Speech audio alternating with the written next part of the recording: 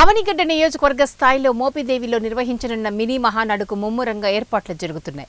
మోపిదేవి జాతీయ ప్రధాన రహదారి ప్రక్కన గల ఎస్ విహార్ ఎదుటగల పొలాల్లో సోమవారం సాయంత్రం 5 గంటలకు నిర్వహించనున్న మినీ మహానాడుకు ఏర్పాట్లు దాదాపు పూర్తయ్యాయి.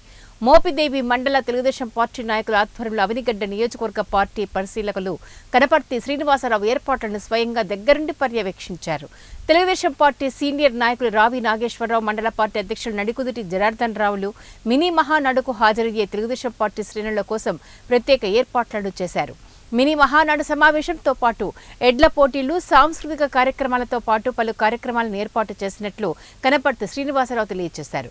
అవనిగడ్డ నియోజకవర్గంలోని 6 మండలాల నుంచి పెద్ద సంఖ్యలో తెలుగుదేశం పార్టీ శ్రేణులు హాజరై కార్యక్రమాలను తిలకించి విజయవంతం చేయవలసిందిగా కోరారు. యుగ పురుషుడు శ్రీ నందమూరి తారక రామారావు గారు స్థాపించినటువంటి తెలుగుదేశం పార్టీ మరి ప్రతి 2 సంవత్సరాలకి మహానాడు జరుపుకోవటం, ఆయన జన్మదినోత్సవాన్ని పురస్కరించుకొని ఆ రోజున జరుపుకోవటం గత 40 సంవత్సరాలు బట్టి 45 సంవత్సరాలు బట్టి ఆనవాయితీగా వస్తూ ఉంది. మరి దాంట్లో భాగంగానే నియోజకవర్గ స్థాయిలో మినీ మహానాడులు, జిల్లా స్థాయిలో జిల్లా మహానాడు, రాష్ట్ర స్థాయిలో మహానాడు కడపలో చేయాలని చెప్పేసి గౌరవ ముఖ్యమంత్రి వర్యులు పార్టీ అధినేత చంద్రబాబు గారు నిర్ణయించారు. మరి అవనిగడ్డ నియోజకవర్గం వచ్చేసరికి మోపిదేవి మండలంలోని మోపిదేవి ప్రధాన మండల కేంద్రంలో ఎస్ విహార్ హోటల్ ఎదుట పెద్ద భారీ గ్రౌండ్లో పొలంలో నిర్వహించడానికి మరి నియోజకవర్గంలోని పెద్దలందరూ కూడా నిర్ణయించడం జరిగింది.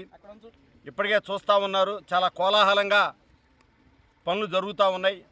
సాయంత్రం 4:30కి ప్రారంభమయ్యే ఈ కార్యక్రమంలో మరి జిల్లా ఇన్ఛార్జి మంత్రులు సుభాష్ గారు, మరి గౌరవనీయులు జిల్లా మంత్రి కొల్లు రవీంద్ర గారు, మాజీ మంత్రివర్యులు మొన్న పట్టభద్ర నియోజకవర్గం నుంచి గెలిచినటువంటి ఎమ్మెల్సీ ఆలపాటి రాజేంద్ర ప్రసాద్ గారు, జిల్లా అధ్యక్షులు ఆర్టీసీ చైర్మన్ నారాయణ గారు, ఇంకా కార్యకర్తలు, అభిమానులు పెద్ద ఎత్తున పాల్గొనబోతూ ఉన్నారు.